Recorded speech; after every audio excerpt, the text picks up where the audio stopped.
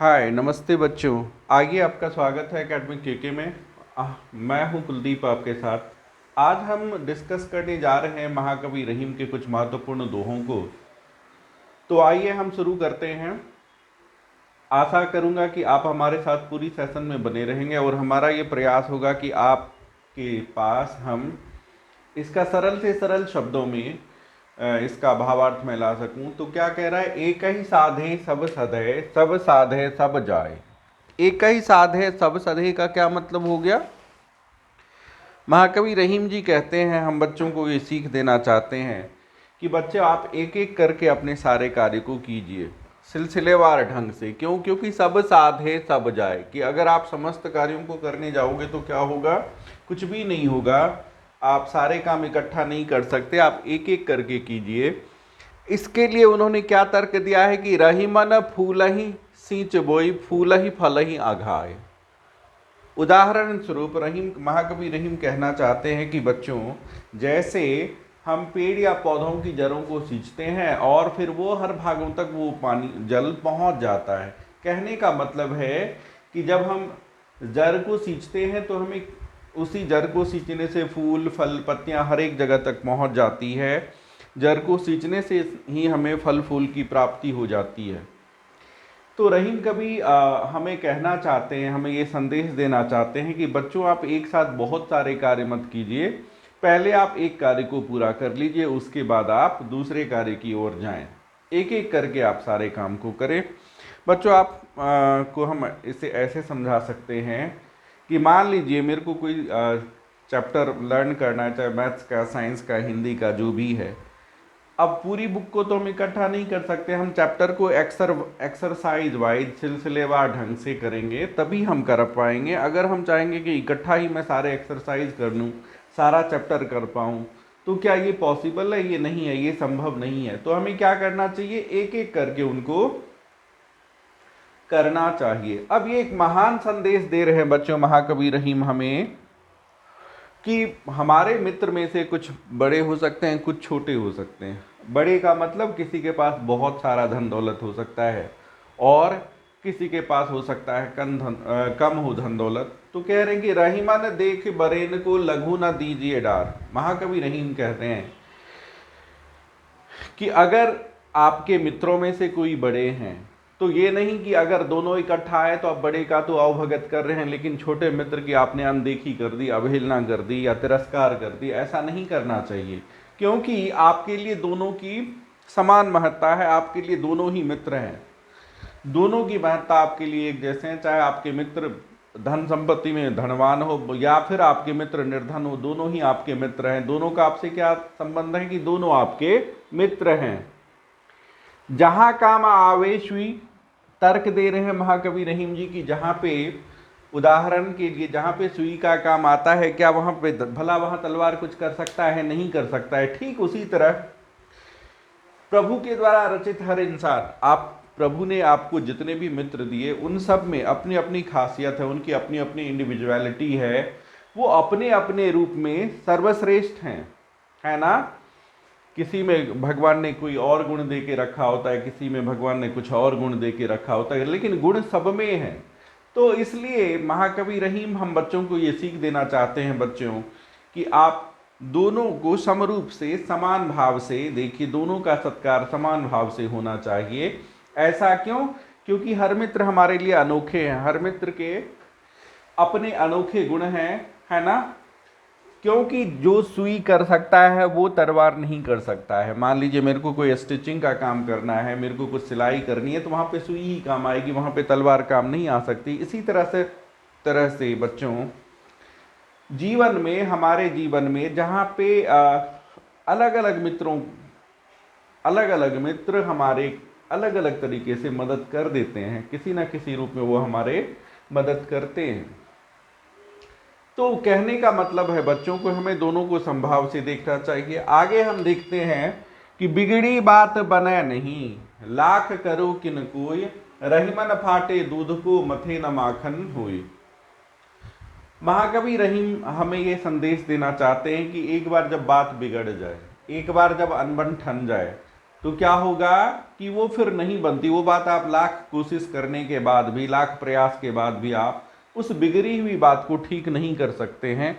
यह असंभव सा हो जाता है। कैसे कि रहीमन फाटे दूध को मथे न माखन होए।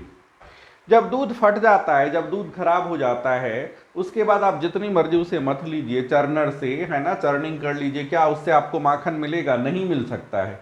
ठीक उसी तरह से जब एक बार बात बिगड़ जाती है, एक बार जब आपकी अनबन हो जाती है किसी से, तो आप कितना भी प्रयास करेंगे तो वो बात नहीं बन सकती, वो बात ठीक नहीं हो सकती है, उसको आप नहीं संभाल सकते हैं। रहीम कभी कहते हैं हम बच्चों से कि बच्चों ऐसी हालात ही ना आने दें कि बात बिगड़ जाए। लेकिन अगर एक बार बात बिगड़ जाए तो फिर हम लाख प्रयास कर लें, लाख जतन कर लें, हम उसे ठीक नहीं कर पाएंगे, हम उसमें कोई भी सुधार नहीं ला पाएंगे। जैसे जब एक बार दूध फट जाती है तो चाहे आप जितनी मर्जी उसे आप मत लीजिए, उससे माखन आप नहीं निकाल सकते। अब महाकवि रहीम ने हम बच्चों को ये दिखाया है कि आपके जो सुजन हैं, रूठे सुजन मनाइए ज्यों रूठे 100 बार। सुजन, अच्छे लोग, जो हमसे जुड़े हुए अच्छे लोग हैं, कौन हो सकते? वो हमारे मित्र हो सकते हैं, हमारे गुरुजन हो सकते हैं, हमारे भाई बहन हो सकते हैं, माता पिता हो सकते हैं, हमारे संबंधी हो सकते हैं, कुटुंब हो सकते हैं। तो जो भी अच्छे लोग हैं, रूठे सुजन मनाइए, उनको मनाइए। कितने बार? ज्यों रूठे 100 बार। महाकवि रहीम कहते हैं कि अगर वो कई बार, अनंत बार, 100 बार रूठ जाए तो बार बार उन्हें मनाइए। क्यों? क्योंकि रहीमन फिर फिरी पोहिए टूटे मुक्ताहार। मोती का जो हार होता है, जो गले में मोती का हार हम पहनते हैं, माला पहनते हैं, अगर वो टूट जाती है तो क्या करते हैं? फिर से हम उसे गूंथते हैं और माला बना के पहन लेते हैं। ठीक उसी तरह से जो सज्जन है, सुजन है, अच्छे लोग हैं हमारे जीवन में, अब चाहे वो हमारे मित्र के रूप में हो, भाई बहन के रूप में हो, है ना, कुटुंब के रूप में हो, माता पिता के रूप में हो, अगर वो किसी बात से हमसे रूठ गए हों, अगर वो हमसे किसी बात से अपनी नाराजगी जाहिर कर रहे हैं, तो हमें क्या चाहिए? उनकी नाराजगी को दूर करें, उनको मनाएं और फिर से अपने संबंध को बेहतर करें। तो बच्चों, उम्मीद करता हूं कि यहाँ तक आपकी समझ में आ गई होगी। बच्चे, आप हमारे साथ बने रहेंगे और आपसे ये हमारी आशा होगी कि आप हमारे चैनल को सब्सक्राइब करेंगे, शेयर करेंगे और लाइक करेंगे।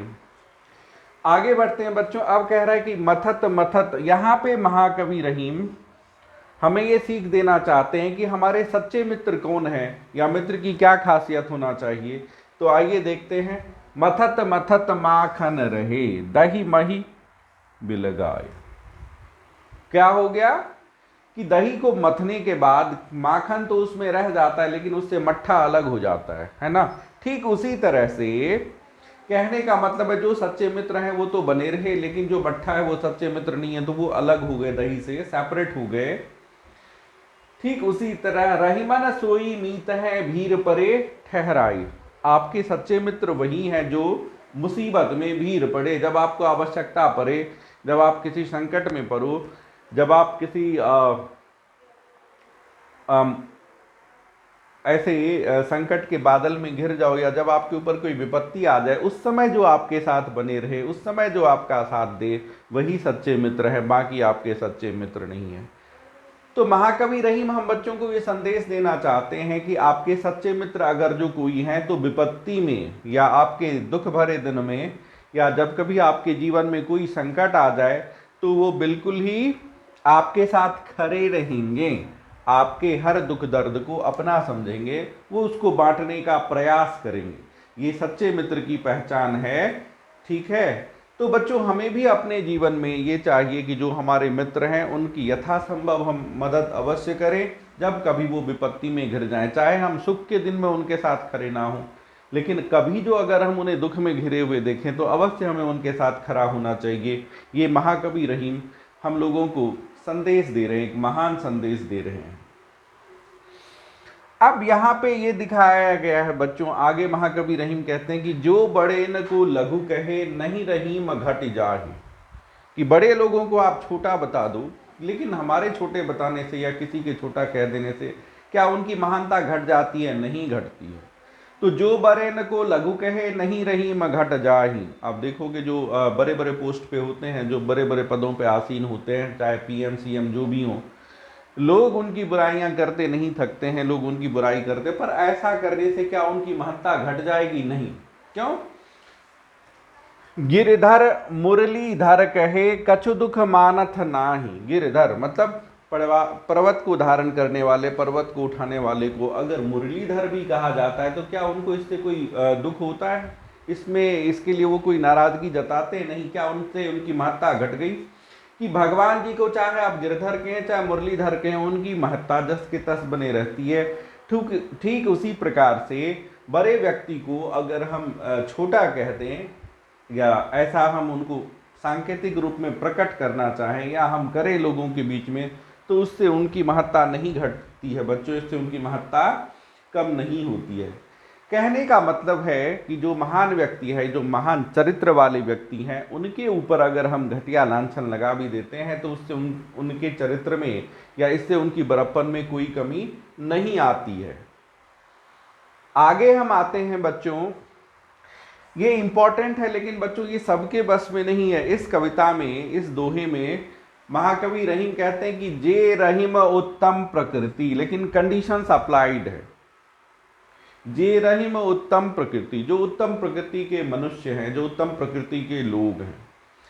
अब जब हम बाल्यावस्था में हैं तो उत्तम प्रकृति का होना या नहीं होना हमारे प्रकृति का, हमारे नेचर का निर्माण काल होता है, निर्माण हो रहा होता है, तो उस समय यह संभव नहीं है। कह रहे हैं कि जे रहीम उत्तम प्रकृति का करी सकत कुसंग, तो उसका कुसंग भी, बुरा संगत भी, बुरे लोगों के बीच रह के भी उसका कुछ बिगड़ता नहीं है। मतलब उनके सदाचार में, उनके आचरण में कोई बुराइयां नहीं आ पाती। कैसे लोगों के साथ? जे रहीम उत्तम प्रकृति, जो लोग उत्तम प्रकृति के, महान प्रकृति वाले लोग होते हैं, श्रेष्ठ प्रकृति वाले लोग होते हैं, वो बुरी संगत में रहने के बाद भी बुराइयों का कोई असर उन पे नहीं होता है। कैसे? इसके उदाहरण में इन्होंने दिया है, चंदन विष व्यापे नहीं लिपटे रहत भुजंग। आपको पता है कि चंदन में इतनी खुशबू होती है, लेकिन जब आप वो बहुत ही शीतल होता है तो आप देखोगे, अगर कभी मौका मिले आपको, तो चंदन के पेड़ पे क्या होते हैं? भुजंग, सर्प, बड़े ही विषधर, बहुत सारे विषैले सांप उसमें लिपटे हुए रहते हैं ठंडक पाने के लिए। लेकिन इतने विषैले सांप के लिपटे रहने से भी क्या चंदन में कोई विष आती है? उसमें कोई जहर आता है? नहीं आता है। क्यों? क्योंकि चंदन महान है। चंदन की यह महानता है कि वो शीतल होती है, उसमें खुशबू होते हैं, उस गुण को वो कभी त्यागता नहीं है। लेकिन बच्चों में बार बार ये कहूंगा कि ये कंडीशन क्या है? कंडीशन सप्लाइड है। जे रहीम उत्तम प्रकृति, जो लोग उत्तम प्रकृति के मनुष्य, मध्यम प्रकृति और निम्न प्रवृत्ति के लोगों के लिए यह पॉसिबल नहीं है। क्यों है? क्योंकि इसमें पहले हमने दिया था, या एक जगह गोस्वामी तुलसीदास जी कहते हैं कि कौन कुसंगति पाई नसाई रहे न नीच मते चतुराई, कि अगर आप निम्न प्रवृत्ति के लोगों के साथ रहेंगे तो आपकी जो उत्तम मति है, आपकी जो चतुराई है, वो क्या होगी? उसका नाश हो जाएगा। कौन कुसंगति पाई नसाई रहे न नीच मते चतुराई। गोस्वामी तुलसीदास जी कहते हैं एक जगह कि अगर आप बुरे लोगों के संगत में रहोगे तो आपका नाश होना निश्चित है। क्यों?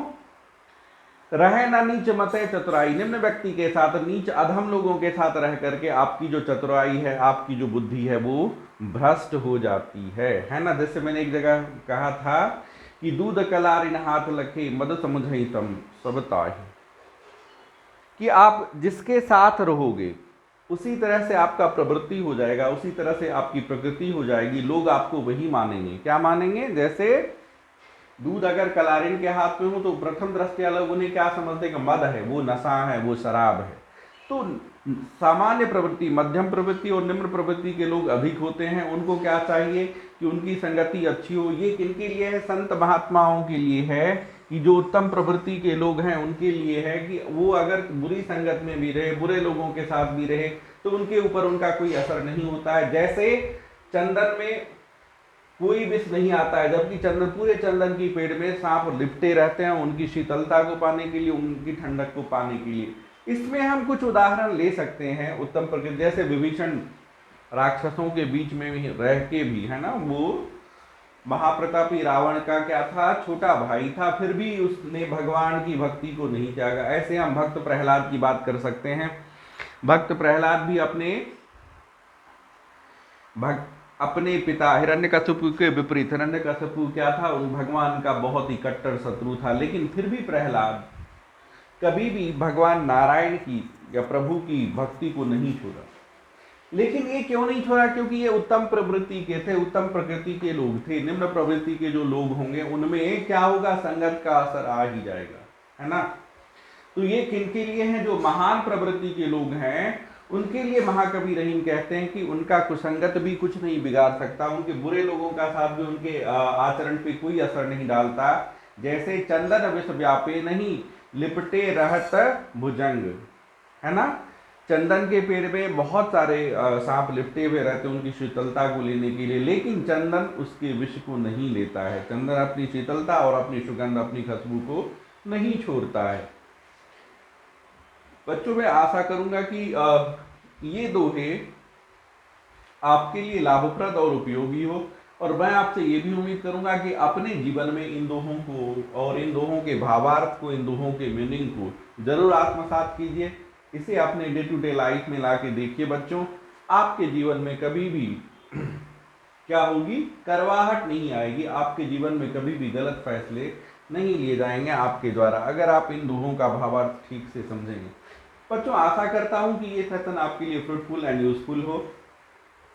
हमारी आपसे विनम्र प्रार्थना होगी बच्चों की आप हमारे चैनल को सब्सक्राइब करें, लाइक करें और शेयर करें। अगर जो आप बच्चों हमें कोई फीडबैक देना चाहते हैं तो हम आपके फीडबैक का तहे दिल से स्वागत करते हैं। आप हमारे कमेंट सेक्शन में जाइए, हमें फीडबैक दीजिए। अभी के लिए बच्चों हम लेना चाहेंगे विराम। आप जहां भी रहें प्रसन्न रहें, स्वस्थ रहें, कुशल रहें और अपने गुरुजनों माता पिता का ध्यान रखें। जय हिंद।